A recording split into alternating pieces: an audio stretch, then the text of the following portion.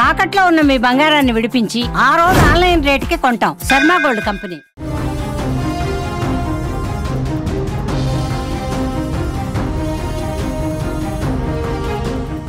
Breaking news చూస్తున్నాం. Mao కీలక నేత హిడ్మా అరెస్ట్ అయ్యాడు. హిడ్మా పోలీసుల అదుపులో ఉన్నట్టుగా తెలుస్తోంది. కోరాపోట్లో హిడ్మాను అరెస్టు చేశారు. హిడ్మా వద్ద AK-47తో పాటు భారీగా పేలుడు పదార్థాలు కూడా స్వాధీనం చేసుకున్నట్లుగా సమాచారం వస్తుంది. మీరు స్క్రీన్లో ఆ విజువల్స్ కూడా చూడొచ్చు. 3 రాష్ట్రాల్లో మోస్ట్ వాంటెడ్గా హిడ్మా ఉన్నాడు. హిడ్మా స్వస్థలం ఛత్తీస్గఢ్లోని బీజాపూర్ జిల్లా మిర్తూర్. హిడ్మాను అరెస్టు చేశారు. ప్రస్తుతం పోలీసుల అదుపులో ఉన్నాడు. హిడ్మాను అరెస్ట్ చేసినటువంటి సందర్భంలో హిడ్మా దగ్గర చాలా పదునైనటువంటి ఆయుధాలు ఉన్నాయి. ఆయుధాలతో సహా హిడ్మాను అరెస్ట్ చేసి వాటిని కూడా స్వాధీనపరుచుకున్నటువంటి పరిస్థితుంది. మోస్ట్ వాంటెడ్ మావోయిస్టుగా హిడ్మా ఉన్నాడు. సో హిడ్మా ఆయన్ని పట్టుకోవడానికి అంటే ఆపరేషన్ కగారు కేంద్ర ప్రభుత్వం చేస్తుంది. దాంతోపాటు ఆపరేషన్ బ్లాక్ ఫారెస్ట్ చేస్తుంది. ఎవరైతే కీలకమైనటువంటి మావోయిస్టులు ఉన్నారో, కొరకరాని కొయ్యలుగా మారినటువంటి మావోయిస్టు అగ్రనేతలు ఉన్నారో వాళ్ళందరినీ కూడా మట్టు పెట్టడానికి కేంద్ర ప్రభుత్వం ప్రత్యేకమైనటువంటి ఆపరేషన్స్ చేస్తున్నటువంటి విషయం తెలిసిందే. పోలీసుల అదుపులో మావో కీలక నేత ఆయన్ని సజీవంగా పట్టుకున్నారు. హిడ్మాని అరెస్ట్ చేశారు. అరెస్ట్ చేసే సందర్భంలో AK-47s ఉన్నాయి, పెద్ద ఎత్తున మందు పాత్రలు ఉన్నాయి, పదునైనటువంటి ఆయుధాలను కూడా స్వాధీనం చేసుకున్నటువంటి పరిస్థితి. పోలీసుల అదుపులో మావో కీలక నేత హిడ్మా ఉన్నాడు. దానికి సంబంధించిన వార్త మనం చూస్తున్నాం. ముఖ్యంగా మావో కీలక నేత హిడ్మా అరెస్టు చేసేటటువంటి సందర్భంలో అక్కడ ఆపరేషన్ చేసేటప్పుడు ఒక్కసారిగా బలగాలు చుట్టుముట్టడంతో ఇక చేసేదేమీ లేక లొంగిపోయినటువంటి పరిస్థితి. చాలా సీరియస్గా కేంద్ర ప్రభుత్వం దృష్టి పెట్టింది. ముఖ్యంగా ఆంధ్ర ఒడిశా బోర్డర్ కావచ్చు, ఛత్తీస్గఢ్ కావచ్చు, తెలంగాణ సరిహద్దుల్లో కావచ్చు, అడవుల్లో పూర్తిగా జల్లెడ పడుతూ ఆపరేషన్ కగార్తో పాటు బ్లాక్ ఫారెస్ట్ ఆపరేషన్ కూడా కేంద్ర ప్రభుత్వం సీరియస్గా చేస్తుంది. మనకు తెలుసు, మొన్న ఇటీవల నంబాల కేశవరావు మావోయిస్టు కేంద్ర కమిటీ ప్రధాన కార్యదర్శిగా ఉన్నాడు. ఒక కీలకమైనటువంటి నాయకుడిగా ఉన్నాడు. అతన్ని మట్టుబెట్టినటువంటి పరిస్థితి ఉంది. సో నంబాల కేశవరావు చాలా కీలకమైనటువంటి నాయకుడిగా ఉన్నాడు మావో పార్టీకి సంబంధించి. సో అతను ఎన్నో వ్యూహాలు రచించి ఎంతోమంది నాయకుల మీద కూడా దాడి చేసినటువంటి పరిస్థితి ఉంది. అలాంటి నంబాల కేశవరావుని మట్టుబెట్టడంతో ఇది కేంద్ర బలగాల అతిపెద్ద విజయంగా అమిత్ షా కూడా ట్వీట్ చేసినటువంటి పరిస్థితి ఉంది. ఈ ఆపరేషన్లో భాగంగా ఇప్పుడు హిడ్మాని కూడా పోలీసులు సజీవంగా అదుపులోకి తీసుకున్నారు. హిడ్మాకు సంబంధించినటువంటి దృశ్యం, పోలీసుల అదుపులో హిడ్మా ఉన్నటువంటి దృశ్యం మీరు స్క్రీన్ మీద చూడొచ్చు. హిడ్మా హిస్టరీ ఒకసారి మనం పరిశీలిస్తే గనక సుక్మా జిల్లా పువర్తి గ్రామానికి చెందిన హిడ్మా 7వ తరగతి మాత్రమే చదివాడు. మావోయిస్టు ఉద్యమం వైపు ఆకర్షితుడై 17 సంవత్సరాల వయసులోనే పార్టీలో చేరినటువంటి పరిస్థితి. భారీ దాడుల వ్యూహకర్తగా పేరున్న హిడ్మా ప్రస్తుతం people's liberation guerrilla army number 1 battalion కమాండర్గా, దండకారణ్య స్పెషల్ జోనల్ కమిటీ సభ్యుడిగా సుదీర్ఘకాలం పనిచేశాడు.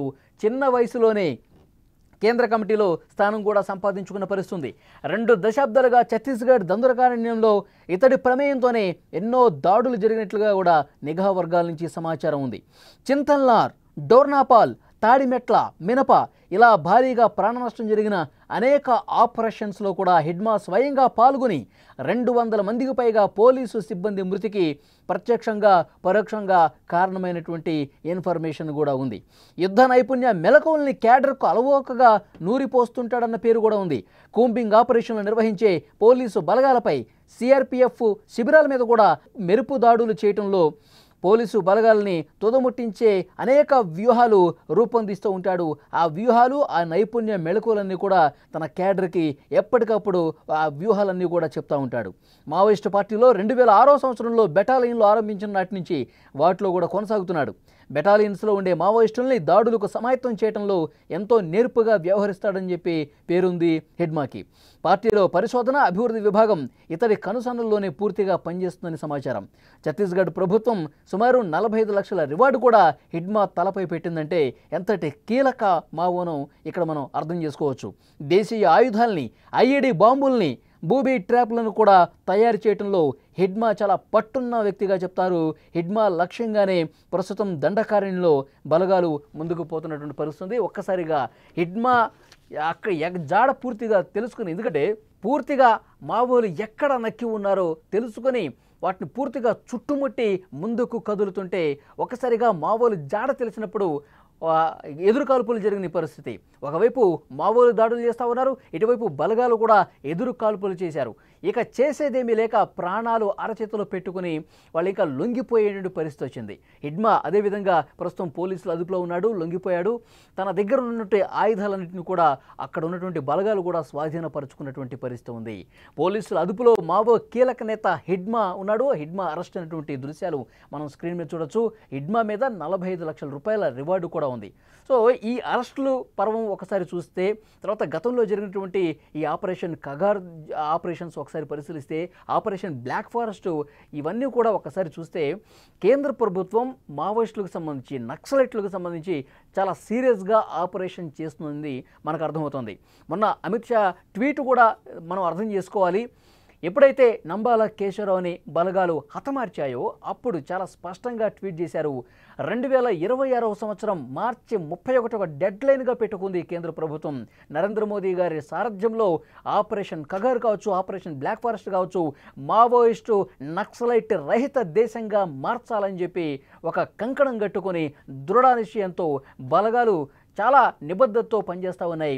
బలగాలు ఎప్పుడైతే కేశవరావు అంటే ఒక మావోయిస్టు కేంద్ర కమిటీ సభ్యుడిని, మావోయిస్టు ఒక ప్రధాన కార్యదర్శి హోదా ఉన్నటువంటి వ్యక్తిని హతమార్చడం దశాబ్దాల కాలంలో తొలిసారి, ఇది బలగాల ఘన విజయాన్ని కూడా ఆయన ట్వీట్ చేసినటువంటి పరిస్థితి ఉంది. సో ఇప్పుడు జరుగుతున్నటువంటి ఆపరేషన్స్ అన్నీ కూడా హిడ్మా లాంటి అగ్రనేతల్ని సజీవంగా పట్టుకోవడం కావచ్చు, వాళ్ళ ఆయుధాలు స్వాధీనం చేసుకోవడం కావచ్చు, నంబాల కేశవరావు లాంటి కీలకమైనటువంటి మావోయిస్టుల్ని హతమార్చడం కావచ్చు, ఇదంతా చూసుకుంటే చాలా సీరియస్గా అడవులన్నింటినీ కూడా పూర్తిగా జల్లెడ పడుతున్న పరిస్థితి.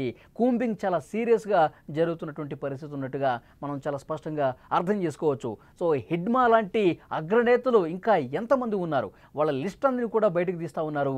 నక్సలైట్లు ఏ విధంగా వ్యూహాలతో దాడులతో చేస్తారో, సో వాటన్నిటినీ కూడా ముందుగా పసిగట్టి పూర్తిగా జల్లెడ పట్టి అధునాతన సాంకేతికను కూడా ఉపయోగిస్తున్నారు. ఎందుకంటే గతంలో లేనటువంటి సాంకేతికత ఇప్పుడు ఉంది కాబట్టి డ్రోన్ని అడవుల మీదకి వదులుతూ ఉన్నారు. ఎక్కడ నక్కి ఉన్నారు మావోయిస్టులు, ఎక్కడ తలదచ్చుకున్నారు, వాళ్ళు ఎక్కడ క్షేమ స్థావరాన్ని ఏర్పరచుకున్నారు, వాటన్నిటిని కూడా సాంకేతికత ఆధారంగా కనిపెడతా ఉన్నారు. సో వాటిని తెలుసుకుని పక్కా ప్లాన్ ప్రకారం వేలాదిగా బలగాలు మోహరించి చాలా చాకచక్యంగా వ్యవహరించి మావోయిస్టుల్ని మట్టుబెట్టడమా లేదంటే సజీవంగా పట్టుకోవటమా, ఈ ఆపరేషన్స్ అన్నీ కూడా సీరియస్గా కొనసాగుతున్నాయి చెప్పాలి. సో డెఫినెట్గా ఇవన్నీ చూస్తే కేంద్ర ప్రభుత్వం ఈ ఆపరేషన్స్ అన్నీ కూడా వాళ్ళు ఏదైతే లక్ష్యం పెట్టుకున్నారో ఆ లక్ష్యం వైపు నడుచుకుంటూ పోతున్నటువంటి పరిస్థితి చాలా స్పష్టంగా అర్థమవుతుంది. సో ఈ వార్త మనం చూస్తున్నాం. హిడ్మా చాలా కీలకమైనటువంటి మావోయిస్ట్ నేతగా ఉన్నాడు, అతన్ని సజీవంగా పట్టుకున్నారు. స్క్రీన్లో కూడా దృశ్యాలు చూడొచ్చు. సో కేంద్ర ప్రభుత్వం చాలా స్పష్టమైనటువంటి ఇండికేషన్ ఇస్తూ ఉంది. మావోయిస్టులు ఎవరైనా సరే ఇప్పుడు కేంద్ర కమిటీ సభ్యులు ఎవరైతే హతమవుతున్నారో ఆ ప్లేస్లో, ఆ పొజిషన్లో మళ్ళీ రావడానికి జంకే పరిస్థితుంది.